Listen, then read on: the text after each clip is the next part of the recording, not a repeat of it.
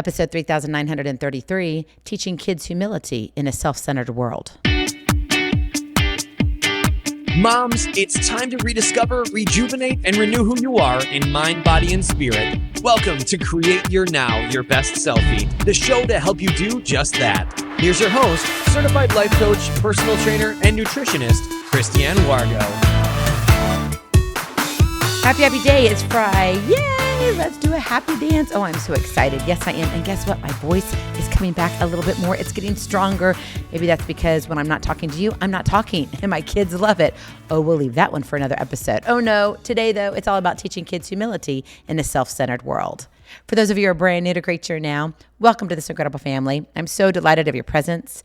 If you already had the opportunity, you'll want to head on over to createyournow.com where you can learn more and sign up for the Kisses newsletter, the Keep It Simple strategy, everyday solutions to live, love, and impact. Well, this episode is brought to you by AIM, Inspiring Connection and Community. Well, I will say my voice is coming back, but every once in a while it does crack and it's like a word is missing. I promise you, just fill in the blanks with whatever word you want, not the 4-letter kind, no, the nice ones, because it's about kindness and humility today. And I really want you to think about, how do you show up for people, not just for yourself? Because unfortunately, a lot of us are just showing up for ourselves and we've got, the spotlight. Hey, look at me. Even as a parent, we're doing that.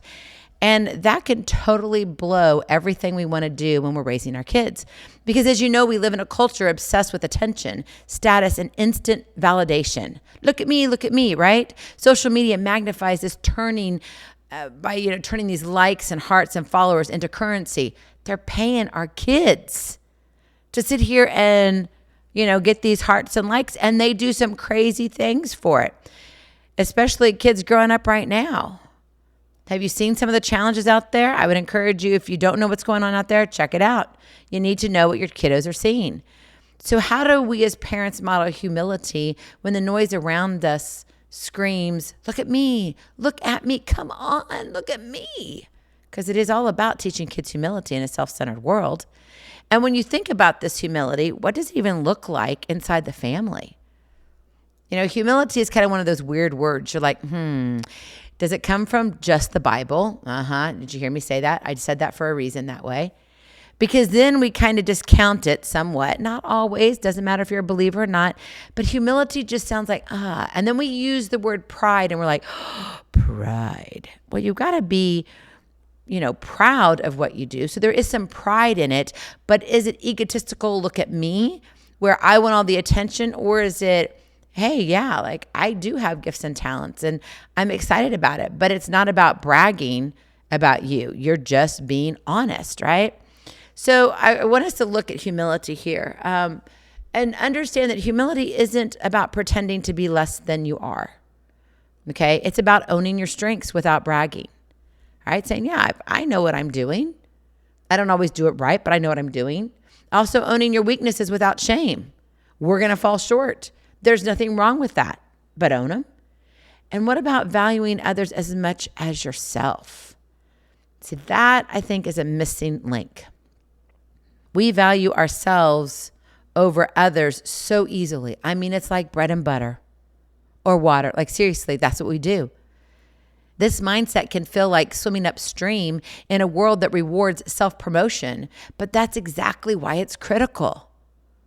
We've got to look and understand where humility falls in and what does it look like in the family structure.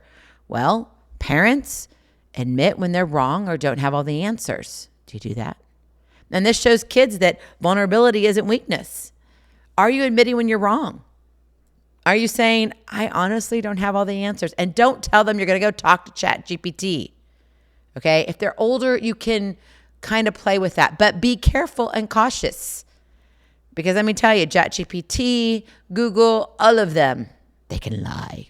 I'm just saying, they can. So watch out. And the information that they're fed, it may not be the right way that they need to be told that information depending upon what they're seeking out, right? So that's important.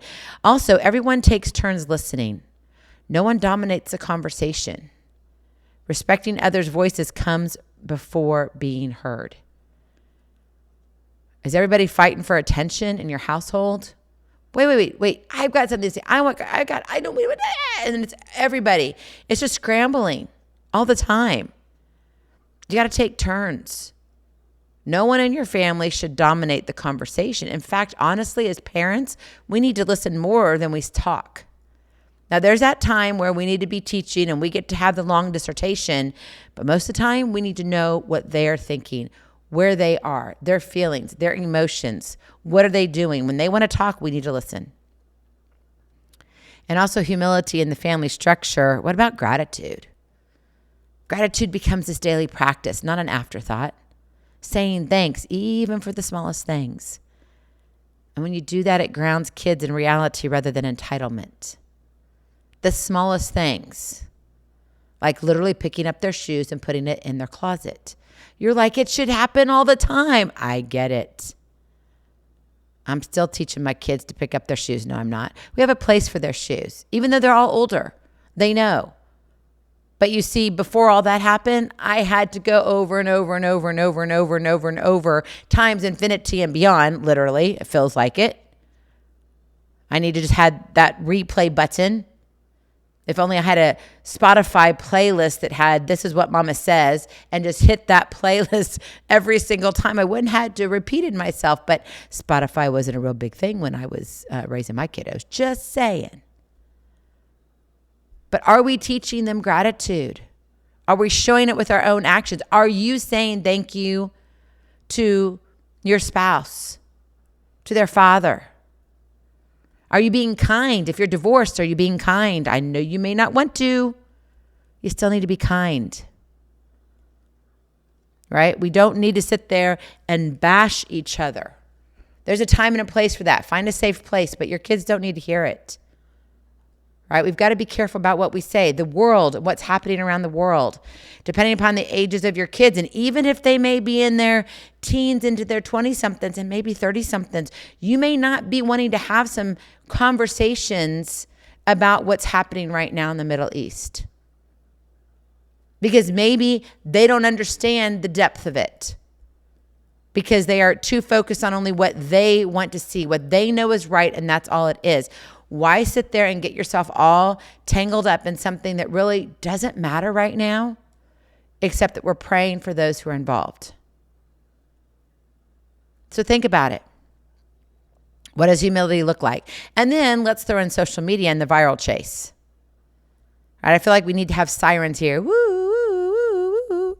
When your child asks why people care so much about likes or going viral, don't just lecture or ban the platforms. Don't say you can't be on Instagram, you can't be on Facebook. Instead, have real conversations. Something like this, getting likes feels good, doesn't it? But it's temporary, son. And it can't replace who you really are. Your worth isn't determined by a number on a screen. But you see, we grow up that way, and we've shifted from the number on a scale, the number on the hanger, to the number now on the screen. Boy, when did we ever think that numbers would be so much more worthy than what's in our heart? Think about it. And maybe you can ask questions like, how does it feel when you post and don't get the response you hoped for? What do you think matters more, being popular or being kind and true to yourself? Those are some really harder conversations to have. And these are great for older kids, but they're also great for younger kids. Why? Because younger kids watch what you do on your phone. And if you go and you're like, ding, ding, ding, ding, and they hear all these pings, they know what you're doing. They may not know exactly what's happening, but they're like, I want to hear more of that. I want to hear more of that. And the addiction's already there before they even have their own phone. This is real, true stuff. It's confession day. And because the pressure kids face, from the peers, the influencers, and the world, it's no wonder they can't escape it. And the pressure's real. Don't ever deny your kids when they feel like they're under pressure, because it's there. That's why parents need to embed humility as a non-negotiable early on.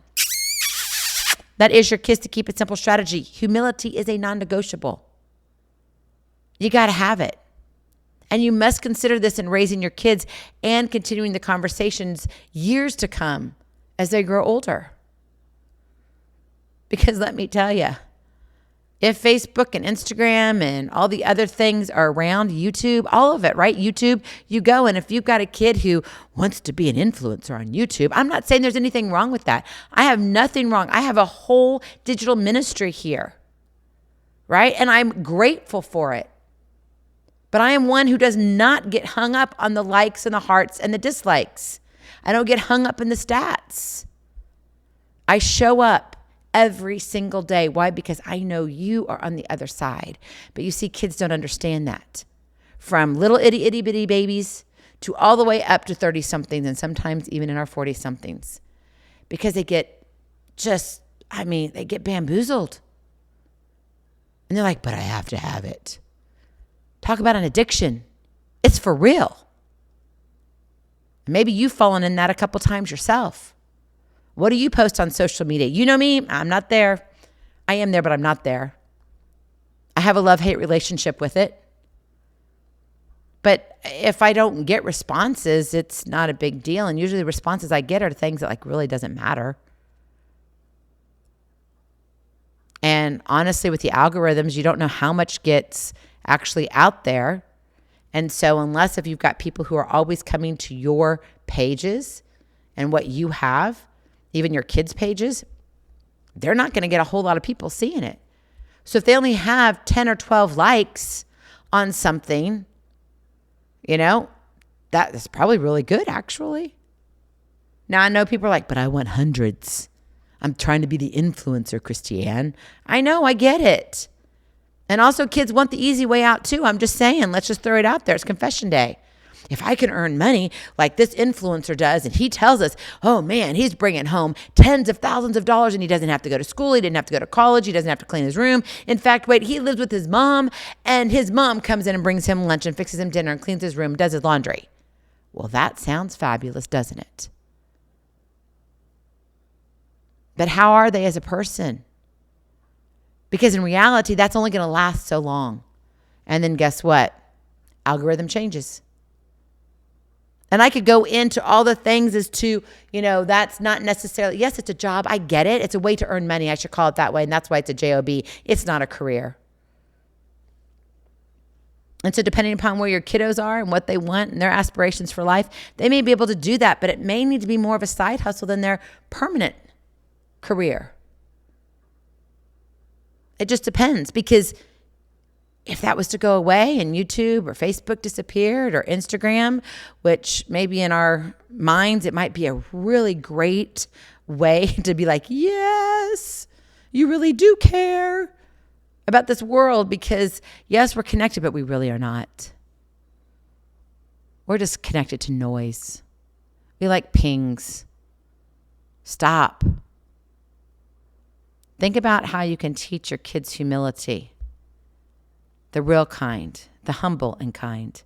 Number one, model humility loud and clear. You got to model it. Don't just say the word, live it out, because they're going to look at you and say, what, Mom, what's humility? It's not humidity, it's humility. I have a lot of humidity here, but it's humility, right? Admit mistakes publicly in front of your kids. Apologize when you mess up. Show that no one is perfect, but everyone is worth respect. Kindness goes a long way. Model it. Because they're not going to get it if you just tell them. But they'll get it if you see their mom and daddy in action. And if you're a single parent and you're struggling and you're like, well, I'm doing it, but the other parent isn't. I get it. You got to keep doing it. Don't change your consistency. And also don't bad talk the other parent. Just do what you know is right, because I'm telling you right now that consistency will pay off over time. And grandparents, auntie and uncles, extended family, you got to do the same thing, right? Model humility loud and clear. Be kind. And I know sometimes we don't want to be. So when you don't want to be, go to that safe place. Go to that one or two person that you have on your list that you can just say anything and it doesn't go anywhere and you're fine. You got it off your chest, and now go back to living life, because we all need that, right? We've got to have that. And I'm not saying you use that person as a punching bag, by the way, but you've got to have a safe space. But you don't want to model that kind of stuff in front of your kiddos because whatever they see, they're going to repeat. So be careful in that. Always model humility. Be kind. Number 2, shift the focus from me to we. It sounds like we're married, but you know what? When you're family, you are. You got to stick together. So create family rituals that encourage serving others, volunteering, helping a neighbor, or just listening to a sibling. Teach kids that their value increases when they contribute, not compete. We have enough competition in this world. I'm all for sports. You know that. I love it. But when it comes to family, drop the competition. It's not about being the golden child. Oh, I'm better than you are. The oh, whatever. No, no, and no. It's me becomes we. Stick together. Because let me tell you, that will come back to haunt you as the years go on. They will. I promise you it will. So make sure you're giving your kids the chance to say, you know what? We can go and make a difference in the world. And we can be kind to others. You know, that random act of kindness, it's a real thing. And you don't want to sit there and brag about it to everybody. But if you've got kids with you in the car and they don't understand what you did, teach them and say, you know what? I thought it'd be a great idea that we buy them dinner today. Really, Mom? How did you do that? Well, I just told the gal that the people behind me, I want to pay for their bill. And so I paid for their bill. What do you think about that? Oh, that's really cool, Mom. You should go tell them. No, it's better that when they drive up, it's just a surprise. We know in our hearts that we did it, and that's all that matters. You see, that is shifting the focus from me to we, and it's showing kindness and humility by saying, you know what, we already know. We're contributing, we're not competing. And then finally, number 3, celebrate character over accomplishments. I get it. Grades, trophies, they matter. It's fun, isn't it? But I'm going to remind you right now, not everybody's a winner. Right? The Super Bowl, can everybody win the Super Bowl? Nope. So not everybody's a winner. Not everybody gets a trophy. Remember that. So that's why you've got to celebrate character over accomplishments, because your child at some point, and probably actually many points in their life, will not win. They won't. And if you're sitting there being that parent that says, oh, you deserve a trophy, you won anyway. No, it's called the hard knocks of life. Yes, you want them to do their best. Yes, you want to raise that ceiling.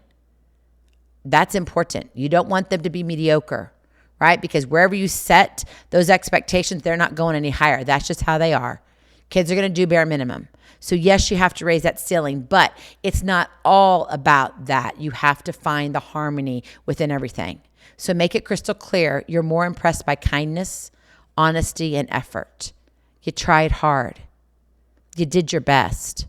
Reward humble behavior, not just wins. You know, you've probably seen those reels that just bring me to tears when, again, it's sports again, but it's one that you can really see when they're doing races on a track and somebody falls down and they go and there's a person that was just ahead of them or right behind them and they stop and help them, only to know that they're not going to get first, second, third, fourth, or fifth place, depending upon how many runners there are, right? But they didn't care because they wanted to help this person. That is the greatest win of all.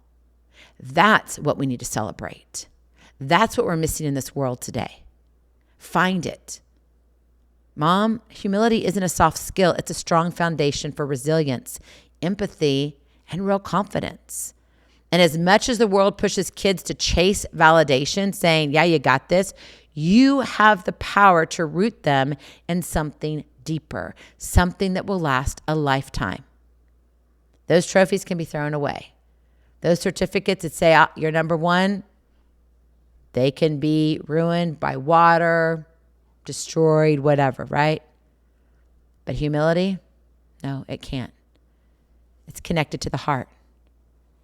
So start that work today, and you'll raise a generation who knows their worth isn't up for likes or hearts on the screen, right? But earned in quiet strength. If you want your kids to succeed in this noisy, self-driven world, then teach them to pause.